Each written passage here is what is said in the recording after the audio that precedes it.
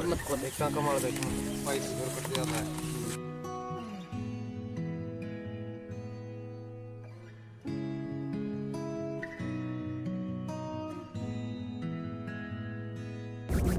Hello दोस्तों, नमस्कार, आदाब। मैं डॉक्टर उमर खान आज आपके सामने बिल्कुल अलग हटकर एक नए केस लेकर आया हूँ। एक ऐसा केस जो आमतौर से देखने नहीं मिलता है।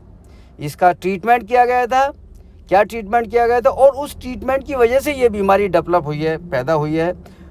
ये क्या ट्रीटमेंट किया गया था, ये क्या बीमारी बनी है, उससे पहले आप मेरे चैनल को आप सब्सक्राइब करें, लाइक और शेयर करें। ये जो बीमारी है ये भैंस और गायों की कॉमन बीमारी है कि गाय भैंस बैठ जाती हैं और खड़ी नहीं हो पाती, सारी दवा लगने के बावजूद भी खड़ी नहीं हो पाती। तो ये मैं देख रहा हूँ, इंस्पेक्शन कर रहा हूँ इसका कि ये आखिर है क्या।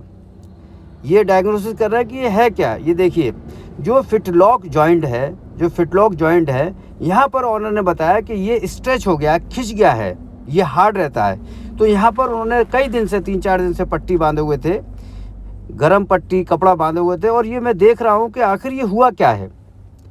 केस हिस्ट्री से सारी चीज़ें खुली इसमें। ये देखिए, हमारे साथी हैं जिनको मैं सिखा रहा हूँ, मेरा सबऑर्डिनेट है कि देखिए ये यहाँ से टेंडन जो है किस तरीके से मूवमेंट कर रहा है, यहाँ से फिटलॉक जॉइंट का ये किस तरीके से आगे पीछे मूवमेंट आ रहा है। तो ये क्या केस है, डाउनर काउफ सिंड्रोम में है। ये पिछले 4-5 दिन से बैठ गई, खड़ी नहीं हो पा रही और थोड़ा थोड़ा चारा खा रही थी। लेकिन लोकल डॉक्टर के द्वारा जिसका ट्रीटमेंट किया गया, हैवी डोज में कैल्शियम दे दिया गया, माइफैक्स और कैल्शियम की बोतल लगा दी गई। जब भी कोई हैवी डोज में कैल्शियम लग जाएगा तो वो भैंस, वो गाय डाउनर काउफ सिंड्रोम में पहुंच जाएगी।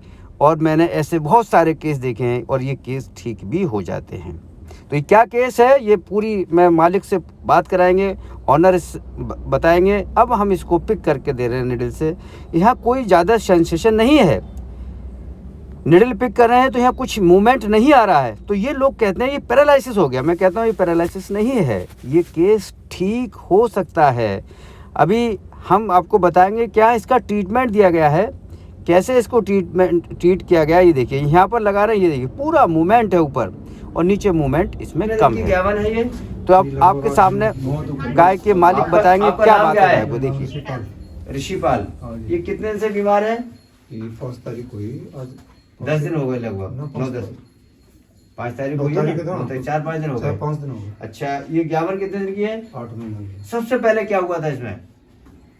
खड़े खड़े ही गिरी है ये। ठीक है, अपने आप गिर गई? अच्छी गाय चलती रहती? खाते खाते ना, यहाँ नहर खा रही, खाते खाते गिर गई? नहर खाते खाते धड़ाम गिरी। अच्छा, फिर क्या हुआ? फिर हम डॉक्टर बुलाया रात को, लेके आए, इंजेक्शन लगाया हुआ है, बोतल भी चढ़ाई। कोई समझ में रहा अभी नहीं आया।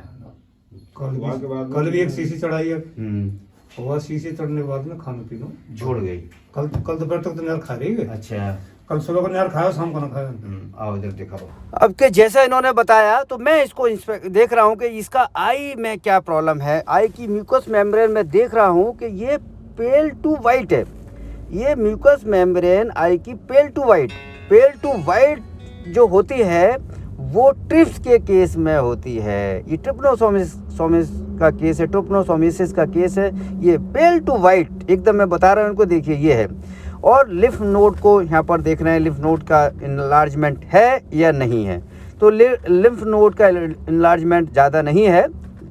और ये देखिए, ये ट्रीटमेंट किया गया और ट्रीटमेंट के बाद ये 3 दिन के बाद ये खड़ी हो गई और खड़ी होने के बाद चारा खाने लगी और ये गाय ठीक हो गई। तो इसका क्या ट्रीटमेंट किया गया था? पहली बात तो हम आपको ये बताएं कि ये केस डाउनर काउफ सिंड्रोम का हो गया था। 4-5-6 दिन से ये बैठी थी, कोई चारा नहीं खा रही थी, जैसा ऑनर ने बताया। ऑनर ने केस हिस्ट्री में बताया कि एक बोतल जब चढ़ाई गई थी लोकल डॉक्टर के द्वारा तब तक ये चारा खा रही थी। जैसी दूसरी बोतल लगाई तो चारा खाना भी छोड़ गई और ये थोड़ा बहुत उठने का प्रयास करती थी, लेकिन दूसरी बोतल लगने के बाद इसने उठने का प्रयास भी कम कर दिया, उठ भी नहीं रही थी। तो जैसा मैंने शुरू में बताया कि जब भी हाई डोज में आप कैल्शियम दे देंगे तो कैल्शियम का टॉक्सिसिटी हो जाएगी और पशु जो है डाउनर काफ सिंड्रोम में आ जाएगा। 8 महीने की प्रेग्नेंट है और प्रेगनेंसी में हाई डोज में कैल्शियम देने के बाद ऐसी कंडीशन डेवलप होती है, लेकिन ये ब्याने के बाद भी अगर कैल्शियम ज़्यादा देते हो तब ये कंडीशन डेवलप होती है। तो मैं बहुत लोगों को बताता हूँ अगर कैल्शियम की कमी है तो 100 से 150 ml कैल्शियम दे के देखिए। अगर कैल्शियम वाकई कैल्शियम की कमी है तो 100 से 150 ml कैल्शियम में पशु खड़ा हो जाएगा। केस हिस्ट्री में आया अचानक पशु गिरा। जब भी कोई पशु अचानक गिरता है तो मेरा तजर्बा ये है कि वो जनरली ट्रिप्स के केस में होता है और ट्रिप्स का ट्रीटमेंट करना चाहिए। तो इसको हमने सबसे पहले फर्स्ट डे इसको बेरिनिल 25 ml इंट्रामस्कुलर दिया। उसके बाद हमने इसको डेक्स्ट्रोई 25% 5 बोतल दी हैं और हमने इसके साथ ट्राइवीवेट 20 ml इंजेक्शन इंट्रामस्कुलर दिया और हमने एक इंजेक्शन रिप्रोनॉल इसको दिया 10 ml और ये सब कंटिन्यू किया हमने। इसके साथ टोनोफास्पेन 20 ml दिया और ये 3 दिन तक कंटिन्यू कराया हमने और ये तीसरे दिन ये गाय खड़ी हो गई और चारा खाने लगी। हमने बहुत मज़े की बात है कि इसमें हमने प्रेडनिसोलोन का भी इस्तेमाल नहीं किया है और डेक्सा का भी इस्तेमाल नहीं किया है। हमने इसमें यूज किया है बहुत ही बेहतरीन इंजेक्शन मैग्लोडाइन का। हमने 3 दिन तक लगातार 20 ml मैग्लोडाइन इसको दिलवाया है, इंट्रामस्कुलर दिया है और ये मैग्लोडाइन दिया है, इसको ट्राइवीवेट दिया है, टोनोफास्पेन दिया है, डेक्स्ट्रोई 25% दिया है और रिप्रोनॉल दिया है। ये सारा ट्रीटमेंट देने के बाद ये तीसरे दिन गाय खड़ी हो गई और ये गाय बिल्कुल पूरी तरीके से स्वस्थ है। ये इसके पैर आप देख भी रहे होंगे। तो अगर किसी की गाय अचानक बैठ जाती है तो मेरा आप लोग से विशेष अनुरोध है, किसान को भी मैं ये बता रहा हूँ कि पूरी बोतल ना चढ़वाई जाए, आधी बोतल 100 से 150 200 ml कैल्शियम चढ़वाया जाए। अगर कैल्शियम की कमी है तो गाय भैंस उठ के खड़ी हो जाएगी।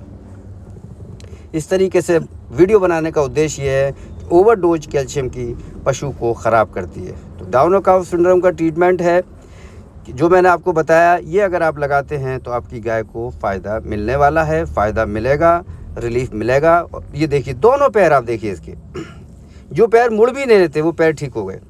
ये जादू है। ये देखिए ये पीछे जा रहे थे और ये बिल्कुल ठीक हो गए और ये खड़ी होने लगी। जो पड़ी थी, बैठी थी, खड़ी नहीं हो पा रही थी और इस छोटे से ट्रीटमेंट से जादुई असर आया। चूँकि लोग क्या करते हैं, हमेशा ये ट्रीटमेंट जब करते हैं तो ट्रीटमेंट को रोज़ बदलते रहते हैं। अब आपको नहीं बदलना है, जो ट्रीटमेंट पहले दिन दिया है उसी ट्रीटमेंट को आपको कंटिन्यू करना है। 7 दिन का केस इसमें रिजल्ट आता है। डाउन काफ सिंड्रोम का 7 दिन का ट्रीटमेंट होता है, लेकिन तीसरे या चौथे दिन रिजल्ट इसमें आ ही जाता है। इसमें हमने बी कॉम्प्लेक्स भी नहीं दिलवाया, इसमें एंटीबायोटिक भी नहीं दिलवाई। बहुत बहुत शुक्रिया, थैंक यू, धन्यवाद।